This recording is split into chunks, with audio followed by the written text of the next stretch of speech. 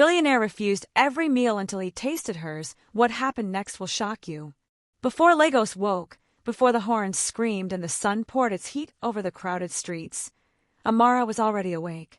The kitchen smelled of smoke and onions, steam curling in the dim light as rain tapped on the rusted zinc roof. She stirred a pot of moi-moi with hands blistered from work, apron frayed at the edges. The small transistor radio whispered faint gospel in the background, fighting against the sound of Mama Ifeoma's cough from the next room, the kind of cough that told you time was running out.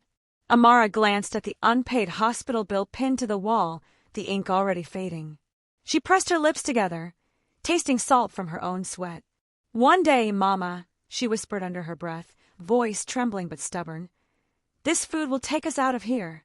She tied her headscarf tighter and packed the steaming pots for delivery to the street vendors who trusted her flavors. Outside, Lagos was stirring, Danfo buses honking, hawkers shouting prices, rainwater mixing with dust. She walked fast, balancing trays on her head like a queen without a crown, her slippers slapping against puddles. Amara had dreams, big dreams, to own a restaurant, to feed the city with food cooked from her soul. But dreams didn't pay hospital bills. Hunger was a shadow she knew well. Before now, Amara's life had not always been this way. There was a time when laughter filled her father's small restaurant in Suralire, when she danced between tables with school books under her arm and pepper soup bubbling on the stove. Then came the fire, flames licking the walls, smoke choking the air. They escaped with nothing but clothes on their backs. Her father died months later, heartbreak crushing him more than poverty ever could. Mama Ifeoma became the rock, selling vegetables on the roadside. Amara learned recipes from torn, greasy cookbooks and clung to one thing, the burnt wooden spoon her father gave her. She kept it like a relic, a reminder that dreams don't die, they just wait for fire to cool. Life moved slow, until one evening it didn't. It was at a charity gala and eco hotel, under chandeliers she could never afford to touch, that Amara first saw Julian Cole. She had come as a caterer, dressed in borrowed black, carrying trays of jollof rice for people who never looked her in the eye. Julian stood near the balcony, glass of water in hand, face unreadable, the kind of face that held secrets money couldn't fix. Then it happened. A mix-up in the kitchen sent a small pot of her pepper soup, the one she had cooked quietly for herself, to the VIP table. Julian tasted it, and time stopped. He froze, spoon hovering, eyes closing as the flavors hit. It wasn't just food, it was memory. Smoke, spice, childhood whispers. Something deep and human stirred in him, something his chef-crafted meals never touched. For the first time in years, he finished a plate. Their eyes met across the hall for a fleeting second, hers wide with fear and awe, his dark and searching. She looked away quickly, heart pounding like the drums outside the hotel gates. That night changed everything. Julian sent his assistant, Toby, to find her.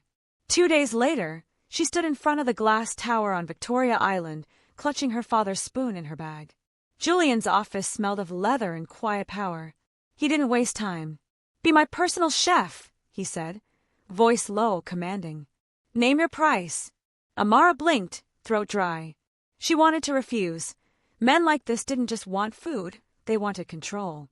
But then Mama's cough echoed in her memory, and the unpaid bills burned behind her eyes. "I'll think about it," she whispered. Mama Ifeoma warned her that night, voice soft but firm. "Gold that shines too bright can burn your hand, my child." Amara nodded, but what choice did she have? She took the job. Days blurred into weeks. She cooked for him morning and night, filling his sterile penthouse with smells of garlic, curry, and something richer, warmth. Julian watched her sometimes, silent, almost human. Over time, he spoke more. Stories slipped through his guarded lips. A mother who left, a childhood carved by loneliness. With her, he wasn't a billionaire. He was just a man who could finally taste again. And Amara, she began to hope. Against her own warnings, her heart softened. Then came the fall.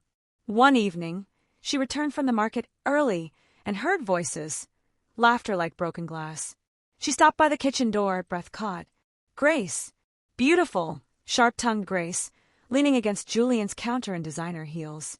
"A street girl in your kitchen?" she scoffed. "What will the board think, Julian?" Amara froze as Julian replied, his voice tired, almost guilty. Don't worry, I'll end it soon. The words hit like boiling oil. End it. End her. Her knees buckled. She pressed a hand to her mouth to stop the sob. Later, she ran through the streets, rain drenching her wrapper, tears blinding her.